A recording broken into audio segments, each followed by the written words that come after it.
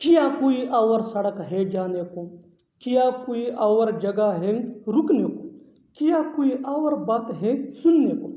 ऐसे जुमले हम अपने डे टू डे लाइफ यानी रोज़मर्रा ज़िंदगी में ज़रूर बोलते या सुनते हैं।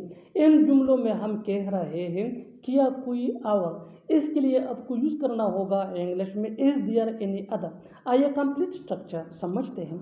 Is there any other plus thing यानी जिसको हम डिस्कस कर रहे हैं, प्लस टू प्लस V1 यानी first form of verb plus other words plus question mark अगर लिखना हो तो। अच्छी तरह समझने के लिए कुछ मिसालें देखते हैं। क्या कोई और सड़क है जाने को, यानी क्या कोई दूसरा रास्ता या सड़क है, रोड है जाने को। Is there any other road to go, is there any other road to go.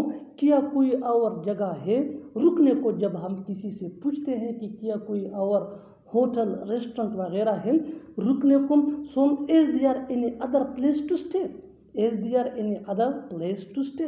क्या कोई और बात है सुनने को। Is there any other talk to listen, is there any other talk to listen. बिल्कुल हम स्ट्रक्चर को स्टेप बाय स्टेप फॉलो कर रहे हैं। आप भी इस स्ट्रक्चर की मदद से सीख सकते हैं, बना सकते हैं ऐसे हज़ारों जुमले अंग्रेजी जुबान में आसानी से। That can be really helpful.